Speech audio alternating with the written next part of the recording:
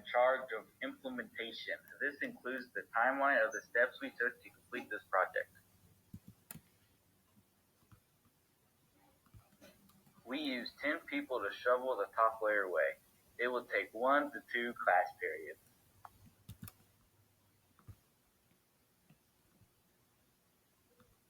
We would lay the boards around the perimeter of the garden using 5 people. It would take us 10 minutes to lay the boards. The next step is laying the topsoil with compost. 2 or 3 people would be used to rake it and make it even. The rest would be opening the bags and spreading the topsoil throughout the area. The next step is laying down the lining. 4 people would be needed to help with this step, and it would take a half a class period to be able to complete this activity. The next step would be planting. 2 people would cut a small X in the liner to give the plants room to grow. 16 people would be planting. This would altogether take 1 class period. The next step is spreading the mulch around the plants and to fill in the extra area. 10 people will be opening the bags. 8 people will be spreading the mulch evenly throughout the garden. This will take about 20 minutes. We will be installing a bird bath that will be cleaned regularly. It will take 5 minutes with 2 people.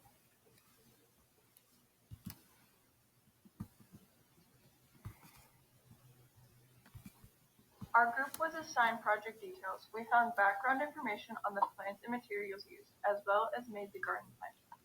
The plants we chose for our garden were Japanese iris, daylilies, Michigan lilies, queen of the prairie, prairie sundrops, black-eyed Susans, switchgrass, and swamp milkweed.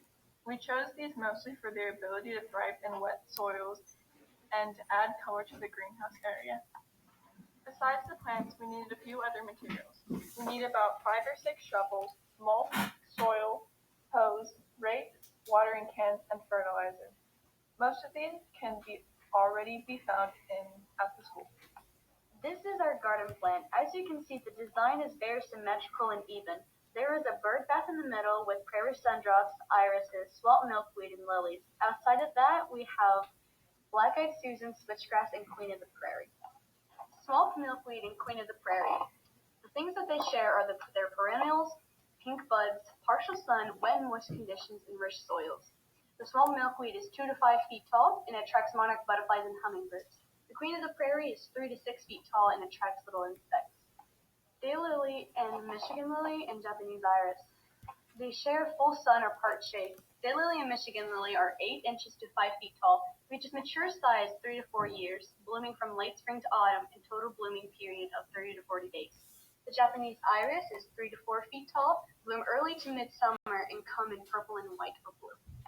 Prairie sundrops and black-eyed Susans. The things they have in common are they are both perennials and are 1 to 2 feet tall. They are yellow and thrive in full sun. They attract butterflies and bees and like moist soil. The prairie sundrops attract birds and are mostly eaten by rabbits. Black-eyed Susans attract long-tongued bees. Switchgrass. They are mostly 4 to 6 feet tall and like moderately moist soil. They thrive in sand, clay, and loam soil and can be a deep red or purple color. We chose the spot in the Nature Center because it was a highly flooded area from putting in the greenhouse. We hope these plants will control some of the flooding.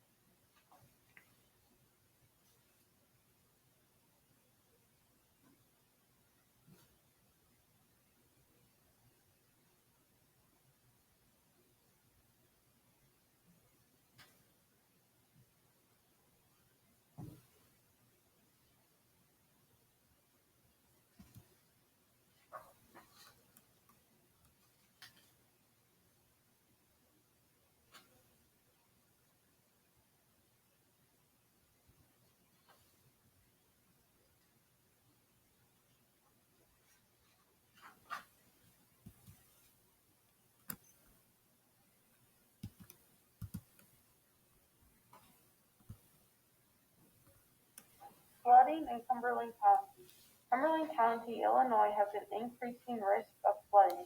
As of now, there are 1,548 homes and land areas that are at a high risk of flooding, and over time the number will increase to 1,559 homes.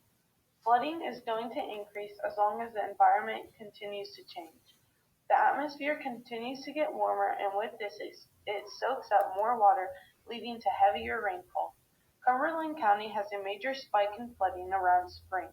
This is caused by the abundant amount of rainfall that this season brings. These are some absorbent plants we found to be best for our high flooding area with an excess amount of rainfall. First, we have the big blue stem. Second, we have the marsh blazing star. Third, we have prairie sundrops. Fourth, we have the queen of the prairie. Fifth, we have violets. Sixth, we have nodding ladies' tresses. Seventh, we have marsh phlox. And last, we picked the brown-eyed Susan.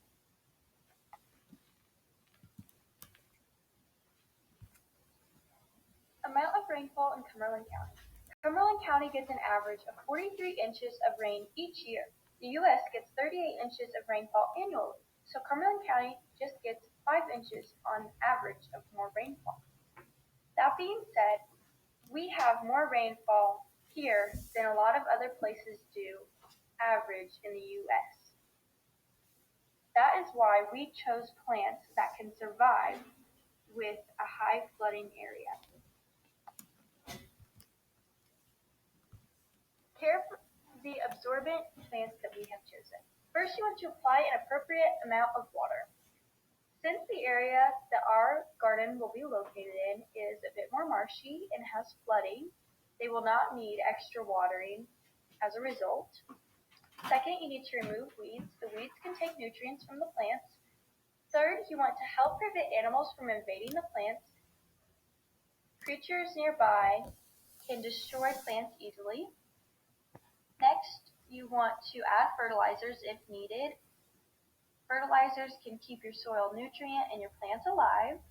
You want to place them in adequate sunlight so they get the light that they need to keep growing. You want to add mulch if the area becomes too flooded and marshy.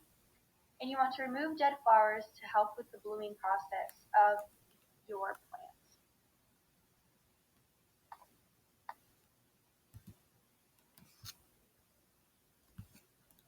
The cost to perform this Rise Garden Challenge. The flowers were $0 as we had them donated from the Douglas Hart Nature Center. We needed 10 40-pound bags of soil. Each one costed $1.76, so that totaled at about $17.60. We needed 4 4x4 by 12 long boards. Each were about $25, so the total cost was around $100. Labor was free because students at Cumberland High School put together our garden. The tools were donated, so that costed nothing.